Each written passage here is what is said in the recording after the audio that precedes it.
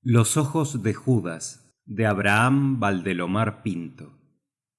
El puerto de Pisco aparece en mis recuerdos como una mansísima aldea, cuya belleza serena y extraña acrecentaba el mar. Tenía 3 plazas, una, la principal, enarenada, con una suerte de pequeño malecón barandado de madera, frente al cual se detenía el carro que hacía viajes al pueblo.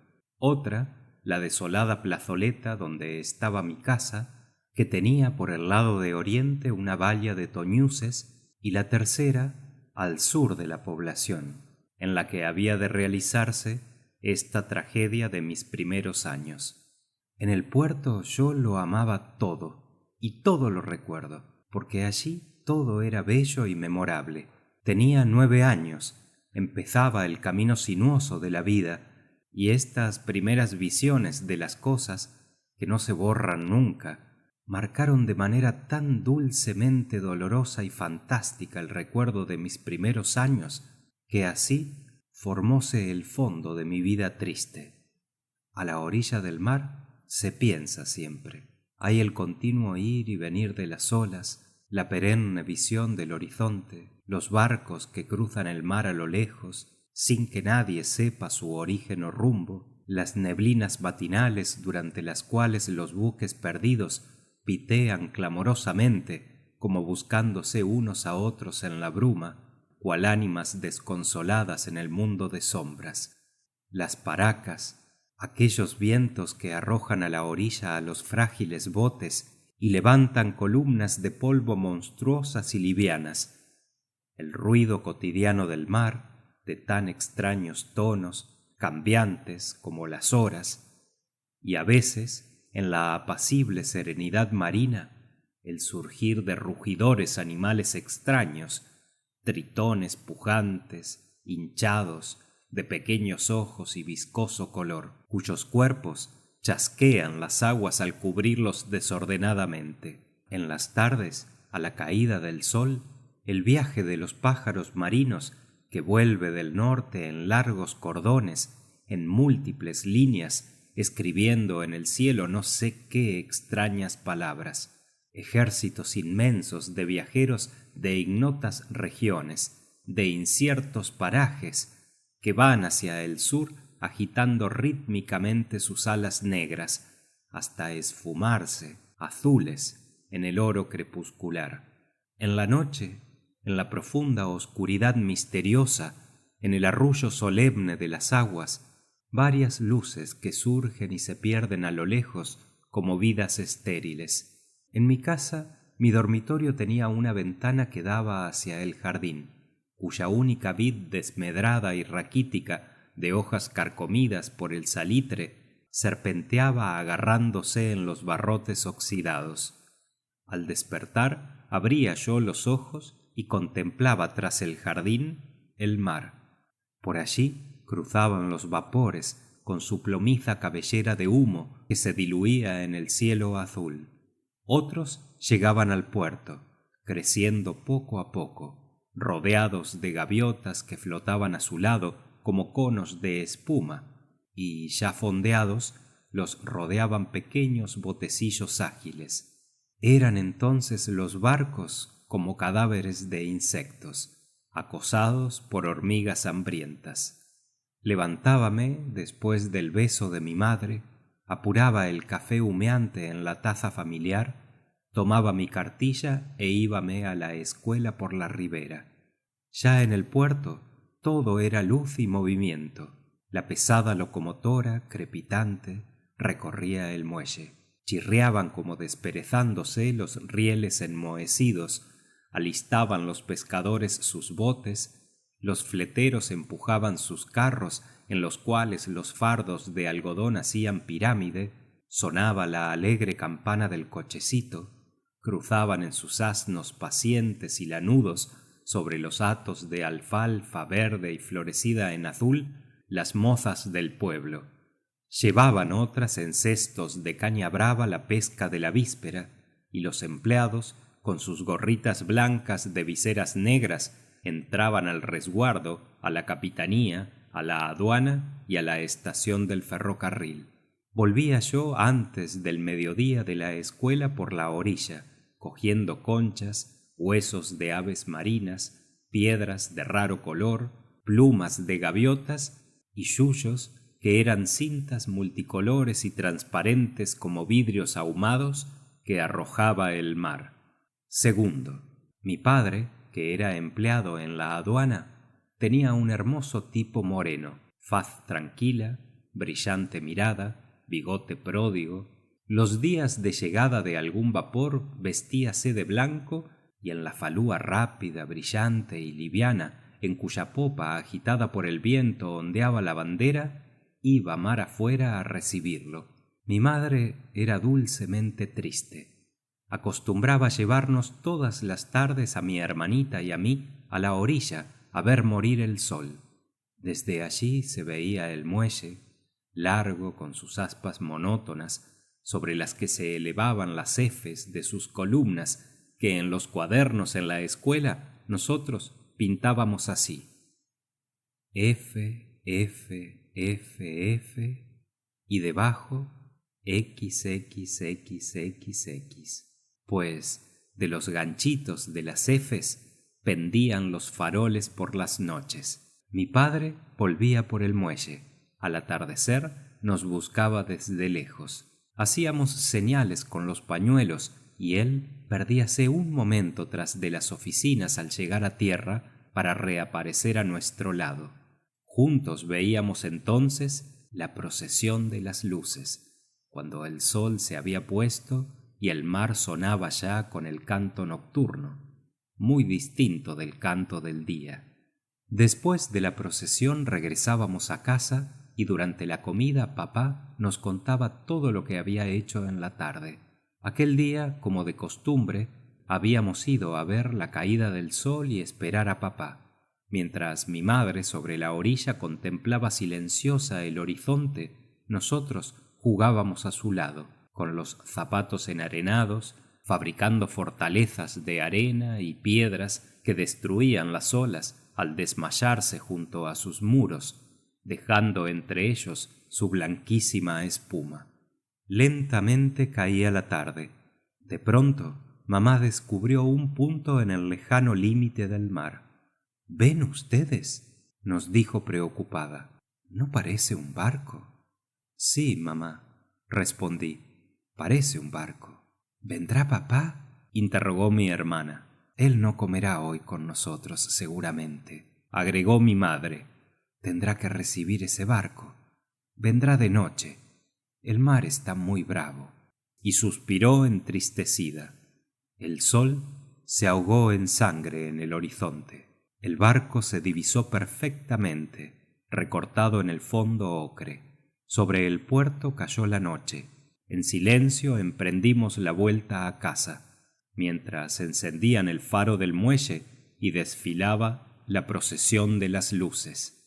Así decíamos a un carro lleno de faroles que salía de la capitanía y era conducido sobre el muelle por un marinero, quien cada 50 metros se detenía, colocando sobre cada poste un farol hasta llegar al extremo del muelle extendido y lineal.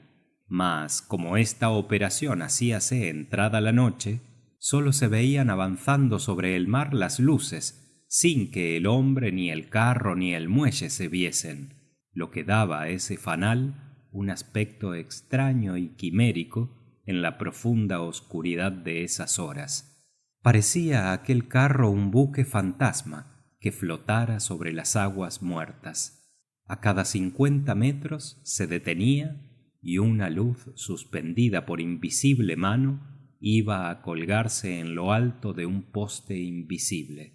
Así, a medida que el carro avanzaba, las luces iban quedando inmóviles en el espacio, como estrellas sangrientas, y el fanal iba disminuyendo su brillor y dejando sus luces a lo largo del muelle, como una familia cuyos miembros fueran muriendo sucesivamente de una misma enfermedad.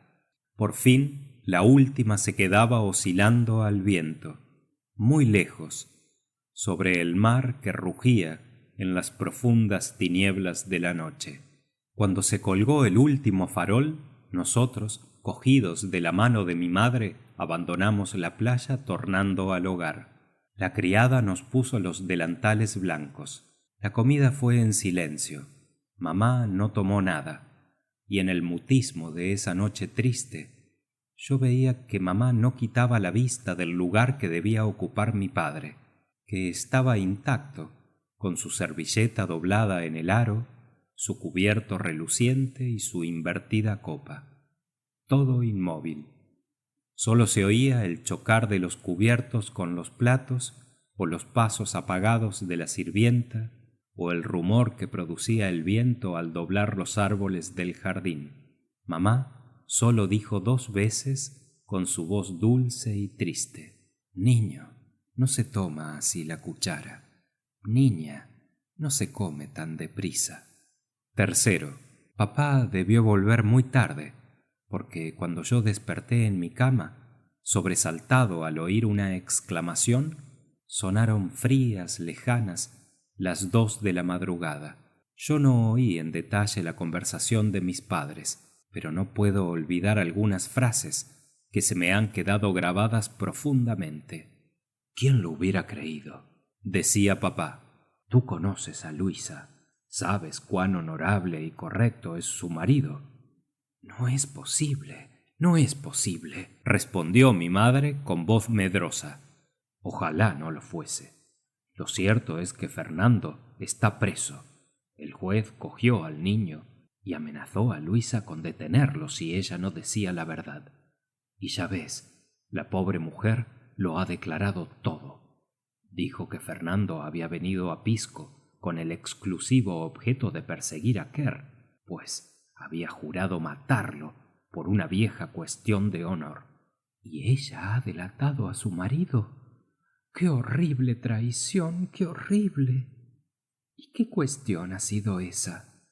No ha querido decirlo, pero admírate, esto ha ocurrido a las 4 de la tarde.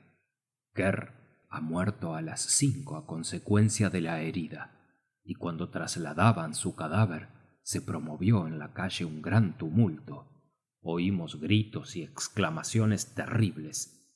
Fuimos hacia allí y hemos visto a Luisa gritar, mesarse los cabellos y como loca llamar a su hijo. Se lo habían robado. ¿Le han robado a su hijo? Sentí los sollozos de mi madre.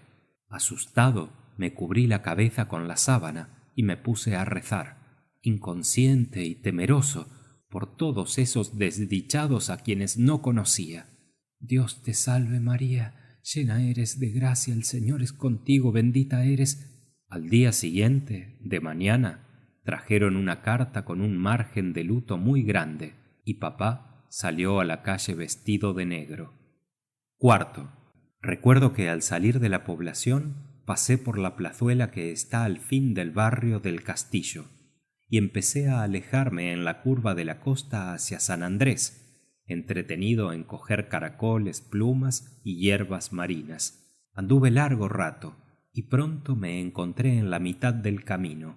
Al norte, el puerto ya lejano de Pisco aparecía envuelto en un vapor vibrante. Veíanse las casas muy pequeñas y los pinos, casi borrados por la distancia, elevábanse apenas.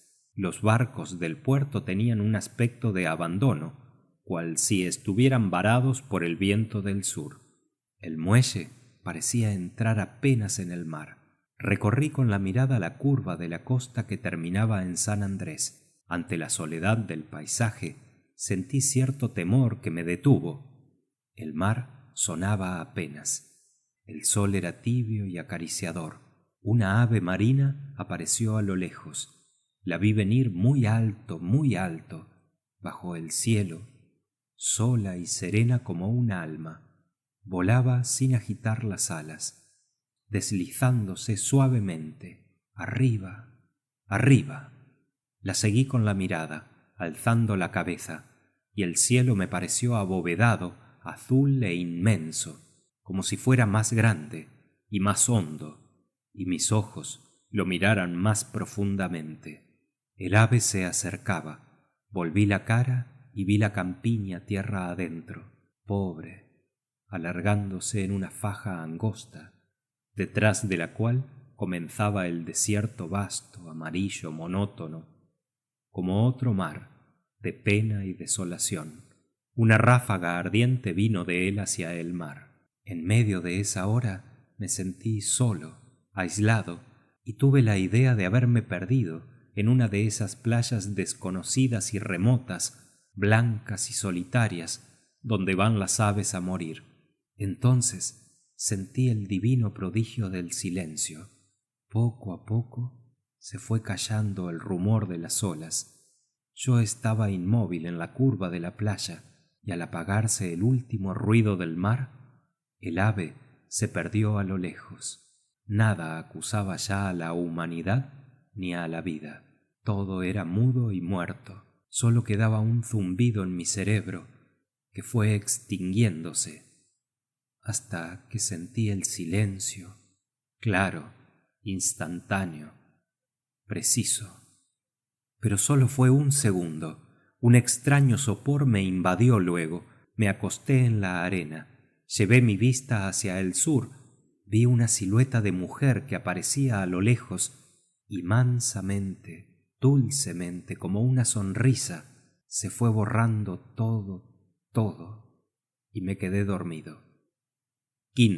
Desperté con la idea de la mujer que había visto venir al dormirme, pero en vano la buscaron mis ojos. No estaba por ninguna parte. Seguramente había dormido mucho, y durante mi sueño la desconocida, que tenía un vestido blanco, había podido recorrer toda la playa. Observé, sin embargo, los pasos que venían por la orilla, menudos rastros de mujer que el mar había borrado en algunos sitios, circundaban el lugar donde yo había dormido y seguían hacia el puerto. Pensativo y medroso no quise avanzar a San Andrés.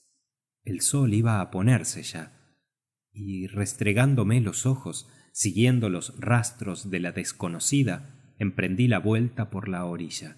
En algunos puntos el mar había borrado las huellas. Buscábalas yo, adivinándolas casi, y por fin las veía aparecer sobre la arena húmeda. Recogí una conchilla rara, la eché en mi bolsillo, y mi mano tropezó con un extraño objeto.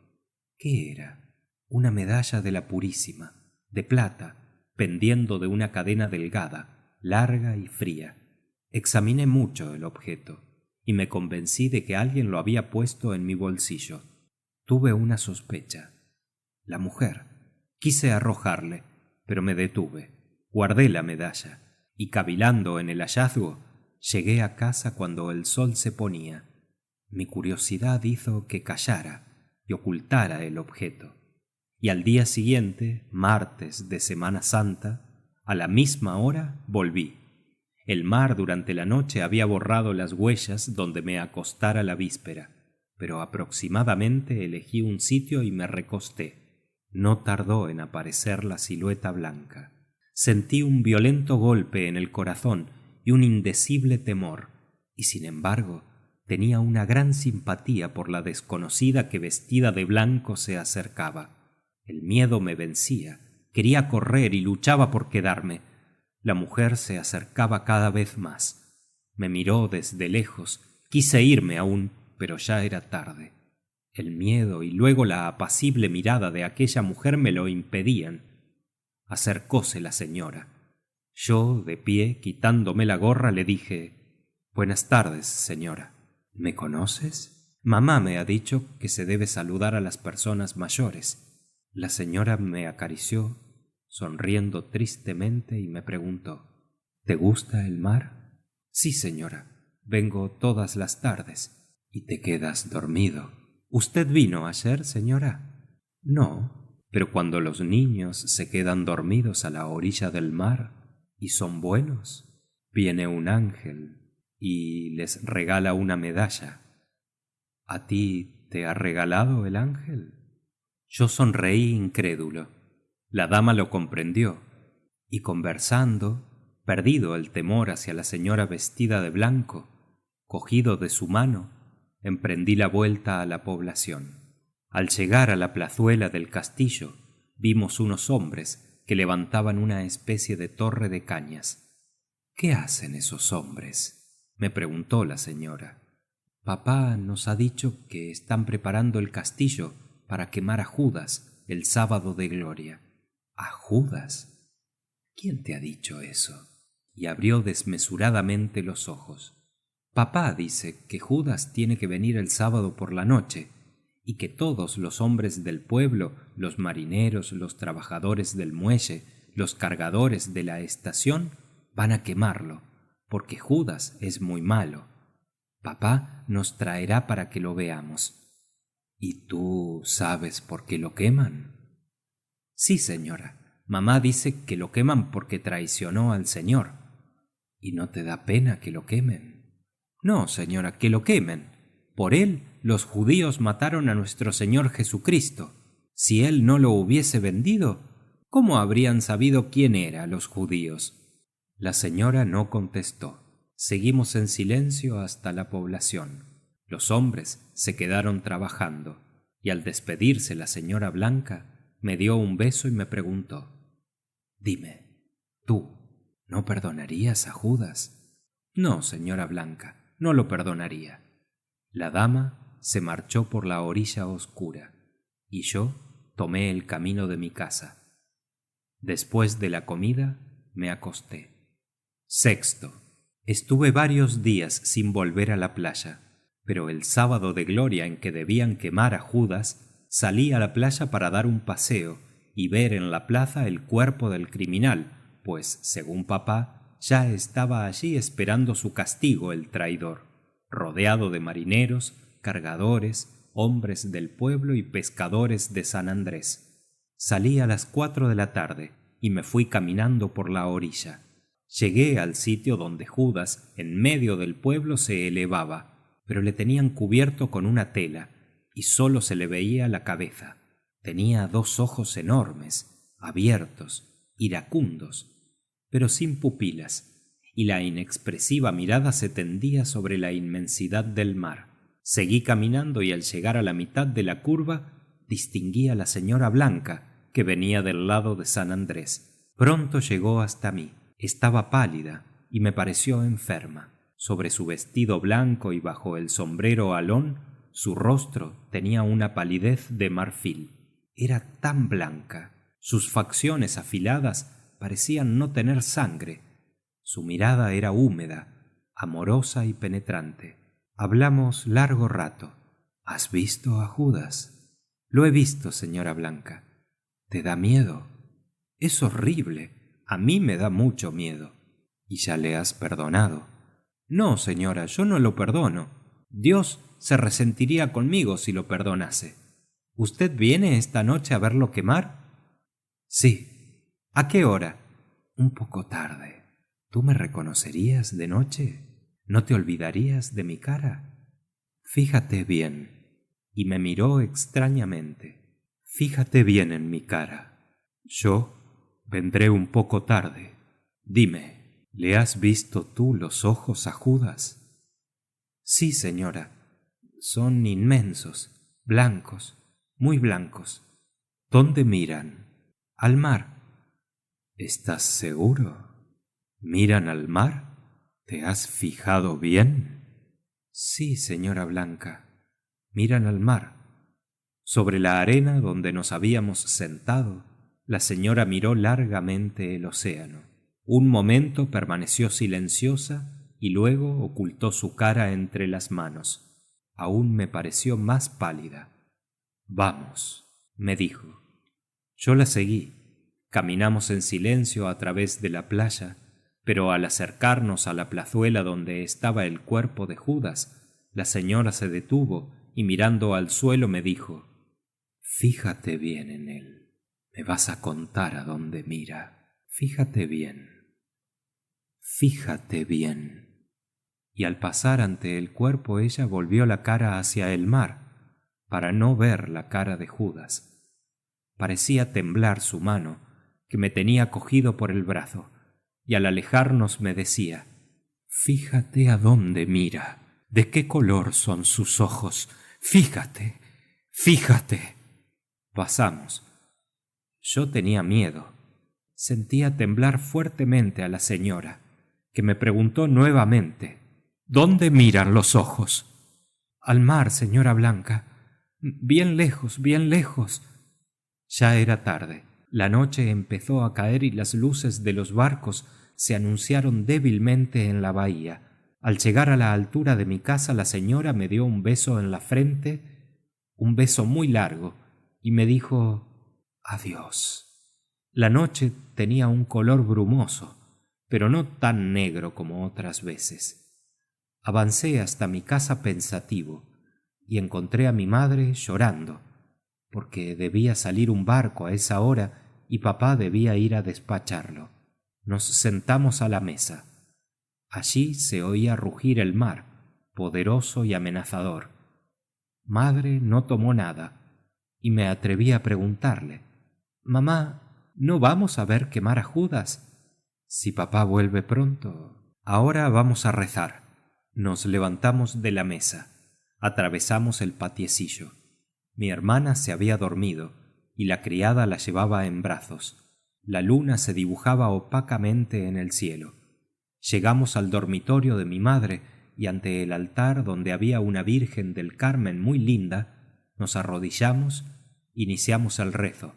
Mamá decía en su oración: por los caminantes, navegantes, cautivos cristianos y encarcelados. Sentimos inusitadamente ruidos, carreras, voces y lamentaciones. Las gentes corrían gritando, y de pronto oímos un sonido estridente, característico, como el pitear de un buque perdido. Una voz gritó cerca de la puerta: ¡un naufragio! Salimos despavorido en carrera loca hacia la calle. El pueblo corría hacia la ribera. Mamá empezó a llorar. En ese momento apareció mi padre y nos dijo: un naufragio.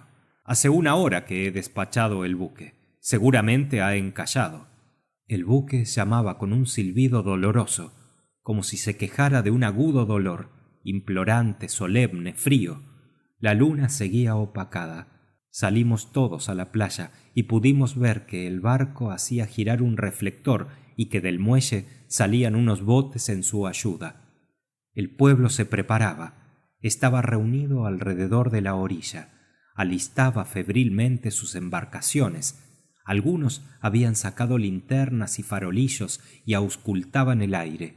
Una voz ronca recorría la playa como una ola, pasaba de boca en boca y estallaba: ¡un naufragio! ¡un naufragio!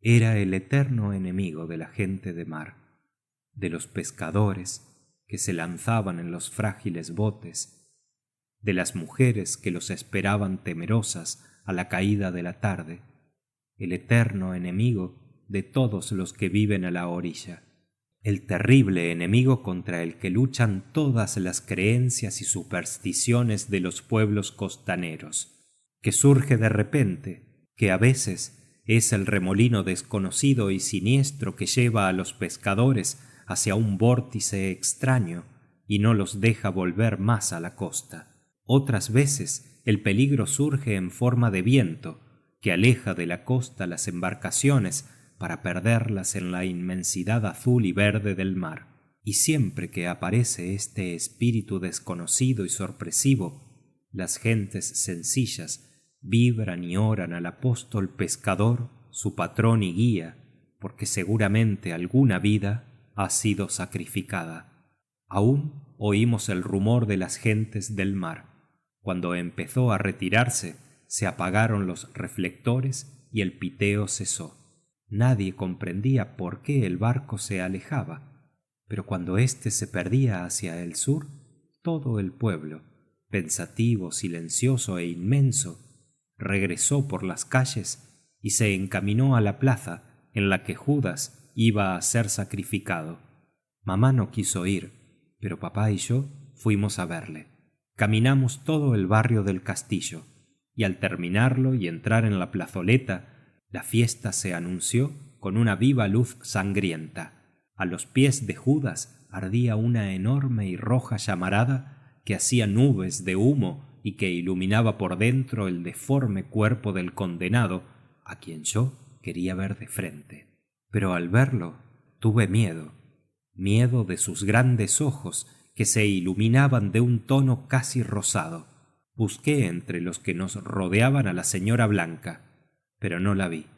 La plaza estaba llena, el pueblo la ocupaba toda, y de pronto, de la casa que estaba a la espalda de Judas y que daba frente al mar, salieron varios hombres con hachones encendidos y avanzaron entre la multitud hacia Judas. ¡Ya lo van a quemar!, gritó el pueblo.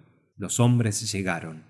Los hachones besaron los pies del traidor, y una llama inmensa apareció violentamente. Acercaron un barril de alquitrán y la llamarada aumentó. Entonces fue el prodigio. Al encenderse el cuerpo de Judas, los ojos, con el reflejo de la luz, tornáronse rojos, con un rojo iracundo y amenazador, y como si toda aquella gente semi perdida en la oscuridad y en las llamas hubiera pensado en los ojos del ajusticiado, siguió la mirada sangrienta de éste, que fue a detenerse en el mar. Un punto negro había al final de la mirada que casi todo el pueblo señaló.